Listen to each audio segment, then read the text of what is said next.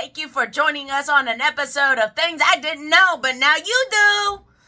So on today's episode is fun stuff. It's in honor of Jeffrey Epstein's files. Yes, I decided to go look, but this isn't even in Jeffrey Epstein. This is public information, apparently. I haven't even made it that fucking far. So did you know that in early 1970, Jeffrey Epstein worked at a school in New York City, and relatively shortly in his time, he was asked to leave due to inappropriate conduct with the students. Yes, he was already enjoying the middle schoolers when he shouldn't have. Oh my God, yes. Then he went on to work for Bear and Stearns, and the personal friend that he got to make there was Alan Courtney Greenberg. Yes, the personal stockbroker to Donald J. Trump in the early to mid-'80s. Yes, that Alan C. Greenberg. Yes, he was a personal friend all his life of Jeffrey Epstein. I bet you didn't know. But I also bet you didn't know that in 1980-something, it's either 82 or 87, I haven't been able to officially confirm those reports, Jeffrey Epstein opened a money management company, and he only took clients of $1 billion or better. Do you know who had over $4 billion worth of assets and loans in the 1980s? Did you say Donald J. Trump? Oh, you are so smart. Very good. Yes, Donald J. Trump. By 1988, he had already leveraged himself out to at least 28 different banks. First was 16 banks for 16 loans from banks that were for the plaza. He was also leveraged in junk bonds, and he was also leveraged when a syndicate of 22 different banks for his stupid ass Trump shuttle, Eastern Airlines. Did you also know that at the same time that he was trying to buy AMR and Eastern Airlines, Jeffrey Epstein and Stephen Hoffman, who would go to jail later on for a Ponzi scheme, were attempting to corporate raiders. They were attempting to buy Pan Am at the same time. But somehow Jeffrey Epstein and Donald Trump never came across each other. Or did you know that in 1977, John Casablancas started Elite Modeling Management, and he also started the Elite Look, the Vogue Look, all that shit. That was started in 1980s. Yes. And literally, we have pictures from these magazines that are still available publicly, where you can very much see several of his wives who were contestants, and he's very comfortable. And it's a known fact that he dillied the contestants, the runner-up and the winner, I believe, and he married one of them while they were 17. So John Casablancas, who was throwing parties and all that and running women around as young as 13. Yes. And Jeffrey Epstein isn't around. Although all the way in the 70s, they already figured out his proclivities. So I have a hard time believing that. I do. But did you know also that Roy Cohn was a known gay? Yes. He was a closeted homosexual who died of AIDS in 1986. He loved Club 54, Club Studio 54, sorry, I always mess that one up, and was personal lawyer to both of the morons that ran it into the ground due to a Ponzi scheme, essentially. Tax fraud evasion. Roy Cohn, the personal lawyer to Donald J. Trump, He had been a lawyer for him since 73. Yeah. He was known for liking young, blonde men, and maybe perhaps even teenage boys. And then in 77, we have John Casablanca start Elite Management. But there's actually 3 people in this time period that start management companies that have now since been found to be human trafficking prostitution rings. Elite Management was one of them. That's John Casablanca's. Then you have Jean-Luc Brulé. I'll look it up later. He was MC Squared. And then you had Gerald Marie. He had another one. And then there's ID Management, which also was caught doing what we're about to describe, which is putting a bunch of young models, as young as 13, into overcrowded apartments, especially in places like New York, Paris, and LA. All right?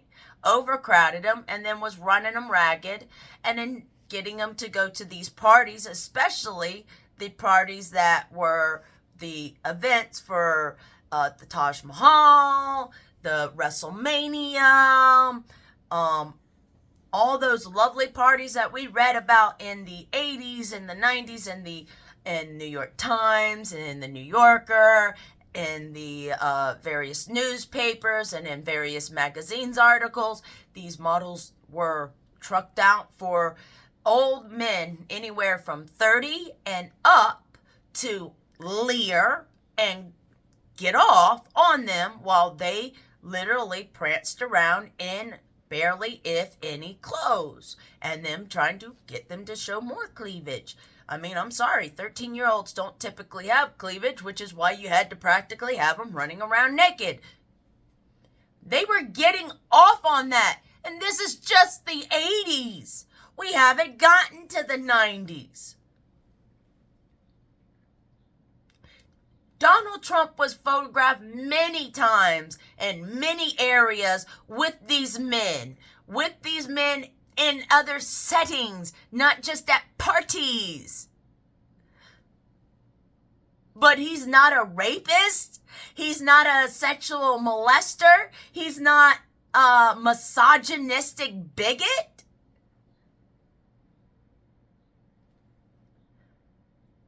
Are you sure? This is public knowledge. I'm not telling anything that people don't already know about people. 2002, he was saying Jeffrey Epstein was a great guy he'd known for 15 years, which would put it about 1987 that he would have seen or met Jeffrey Epstein, which kind of makes sense. If Jeffrey Epstein was only managing clients with 1.1 or with 1 billion or greater in assets. Which also brings me to another point. At this time, in the late 80s and 90s, we are learning about a lot. Donald J. Trump had over 4,000 litigations, whatever you want to call it. But there was a chunk right here that I'm like, what? And by 88, he already had easily what I can see 2.11 billion in various shit, but it says over 4 billion by then. And then by 1990, he misses a payment. He's already defaulting on stuff, but he's also still living the high life. The high life. Women. Yes, and women. Marla Maples comes into the picture at this time.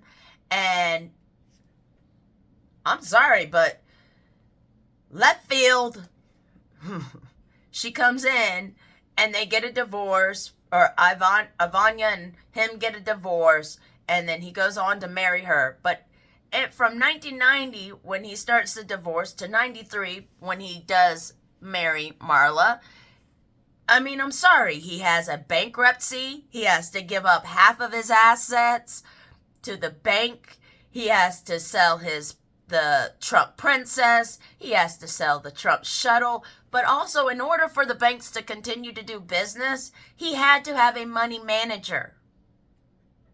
I haven't found that name anywhere yet, but I'm just saying, for a man like that, who would he have had? All right? It's not like, oh, there's just money managers everywhere that, A, would do your dirty work, B, would understand what you're trying to do, and C, be shady enough to be willing to do it. However, Jeffrey Epstein, back to him, and Alan Greenberg.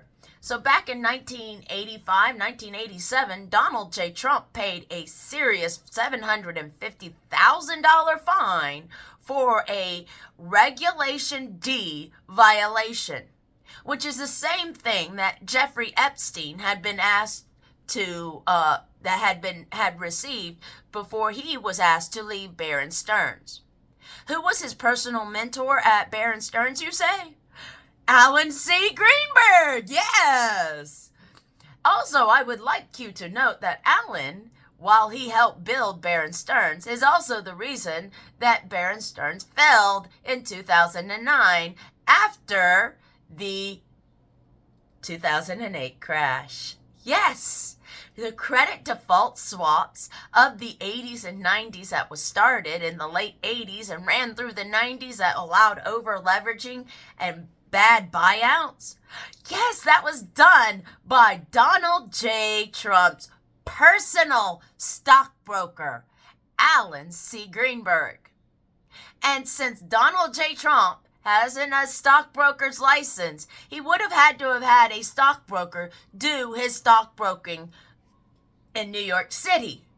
And in New York City, it was a known thing that he would buy, Donald J. Trump would buy shares of companies, and then he'd be like, oh, I'm going to take it over. I could do so much better bet. I could take it over. I'm going to take it over. I'm going to take it over. It's called green mailing. Green mailing. Yeah, they got a term for it. All right? It's where you are essentially like, I'm going to do something. It's so wonderful. I'm going to do it. I'm going to do it. I'm going to do it. Raise the price, and then they go and they buy it so that you don't do it. He did that from 86 to 88 until people figured out he was all talk and no actually foof. But it seems to be a standard that the man that swears he has the Midas touch, the golden touch, ain't nothing in my research that says he's ever had a golden touch. And in fact, once he has gotten his training wheels off, he consistently makes bad decisions. But before he's making bad decisions, he's got to make some dirty deals. And I'm just going to point it out. If you don't know, now you will know. Trump Tower was built with concrete. And just so you fools understand what that means, the mafia, well into the 90s, was known to control the concrete and waste management business. All right? That means you ain't building nothing in this town, in Jersey, in New York, at all without doing a deal with the fucking mafia. So Trump Towers is built, one of the first ones built all of concrete. His consigliere was a gay man, Roy Cohn. Okay? Yeah, he had a gay man as consigliere for the mafia. Last time I checked, they didn't like that shit, but I'm not mafioso, and I don't care that they had a gay man. Either way. Then he wants to open a casino. Donald J. Trump wants to open a casino, but he can't because literally he's too mobbed up. Yeah, mobbed up. Part of why Bally Manufacturing Entertainment wasn't allowed originally to open a casino was because they were too mobbed up. But again, how are you going to build anything in or fix anything in this town without concrete? But, he's not dirty. And he didn't know Jeffrey Epstein. And he didn't know Alan Greenberg. and he didn't know John Casablancas, and he didn't know John Luke, and he didn't know any of these dirty players. And he didn't know Roger Stone, and he couldn't have known Steve Bannon and all these stuff. But, you know, we are in a financial crunch. We are in a financial hole. And we are there because somebody, aka a fascist Nazi named the Great Fatsby, Donald J. Trump, let him in the office. And okay, maybe the first time was like, oh, oops, I didn't know.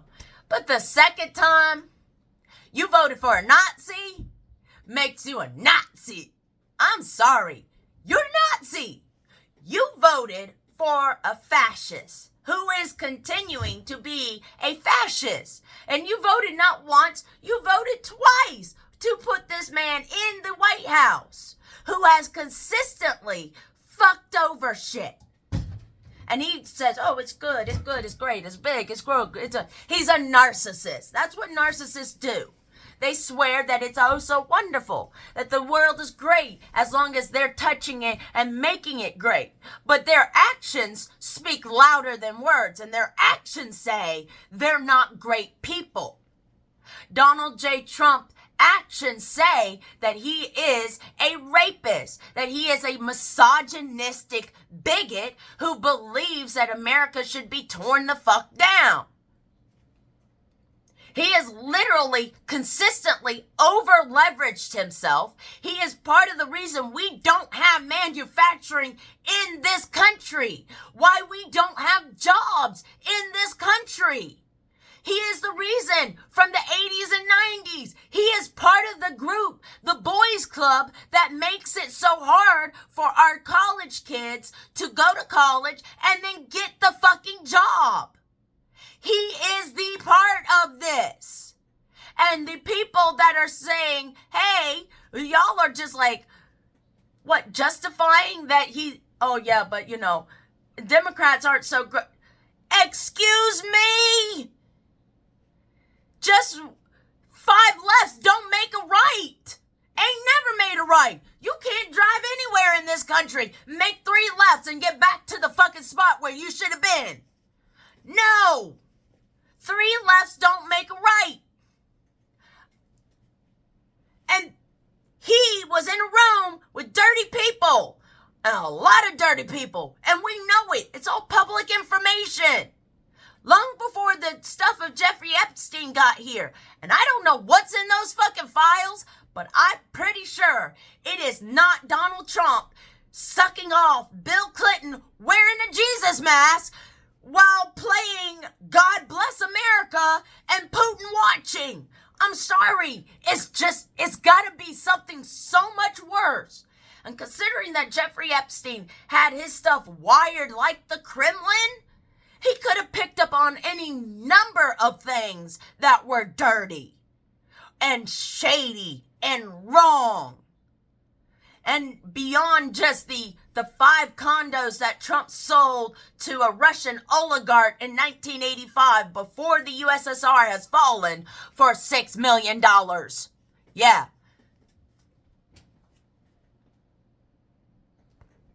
Sorry, but do the math. Do the basic math. If you stand in a room full of Nazis and you act like a Nazi and you participate in Nazi things, you're a fucking Nazi. He's a fucking Nazi. And you fucking voted for him. And you're continuing to defend him. Oh, but you know, that was just the way it was. And then haven't you ever done anything? As 38 years old, I don't look at a 13-year-old and go, that looks yummy. No. I wonder how the fuck they didn't manage to kill themselves running into a wall today. Or putting on their fucking pants. I'm just surprised they managed to get out of their bed and not kill themselves. But that might be because I'm a parent. And I'm always like, oh my God, the level of just...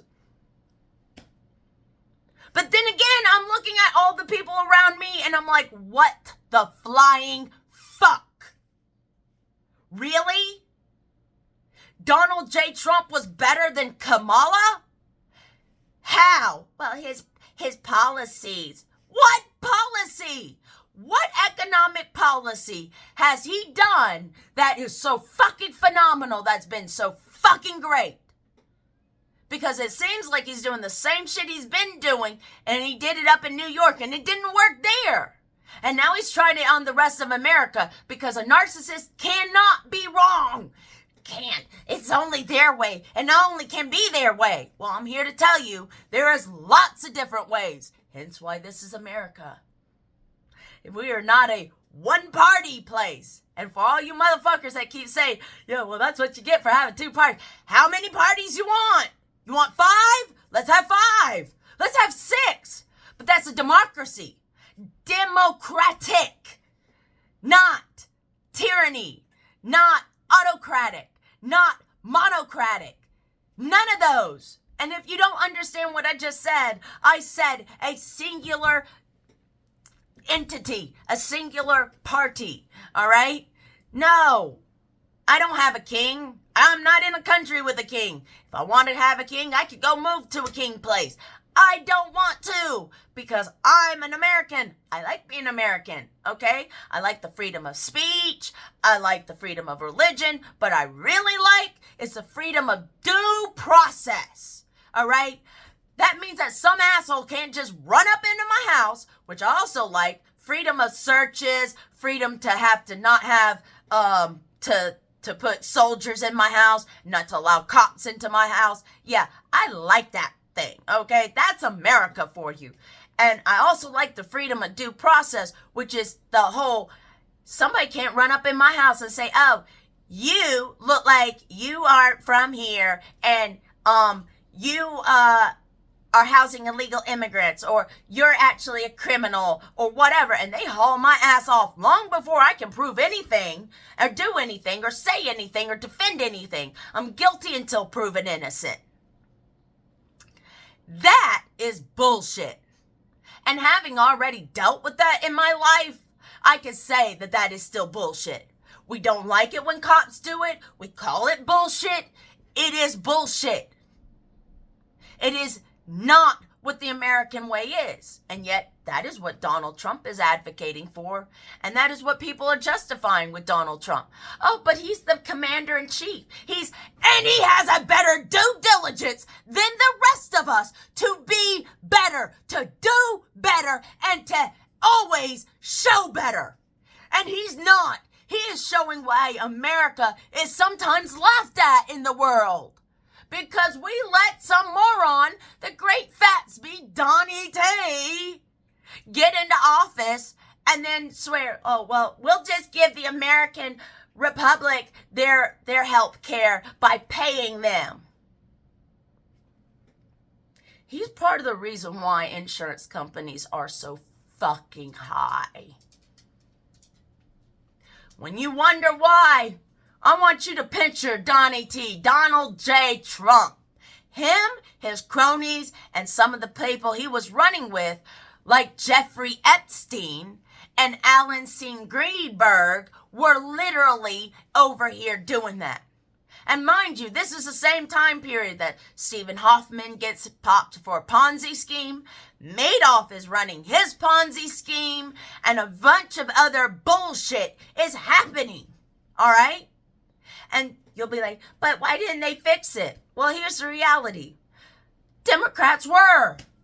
We were trying to plug those holes so that they can't not do that, okay? Like, whether it's hire more inspectors, hire people to do their job, to ensure they do their job, all right? Like, Madoff was a part of the NASDAQ, all right? So the checks and balances failed there, and when people were notified about that checks and balances failing, they didn't do their job. The 80s and 90s, you see a lot of that. Regulations that weren't actually enforced because they were like, So when we're talking about junk bonds and credit default swaps and everything that led up to the 2008 crash, Donald J. Trump had his finger all in it. He is part of the reason. And y'all, not me, I voted Kamala, all right? Democrat, all way, all right? Sorry, not doing that. No Republican. Because so far, I haven't seen policy that actually works. I get it. Democrats can be a bleeding heart. We want to save every fucking body. But at this point, I don't even know why Trumpians are even worth saving. Because even with this Jeffrey Epstein files, very, very blatant proof in your face that, hey, hooty hoo, this man is the damn devil. And y'all are still saying, oh, but, you know, this is from others. I'm sorry.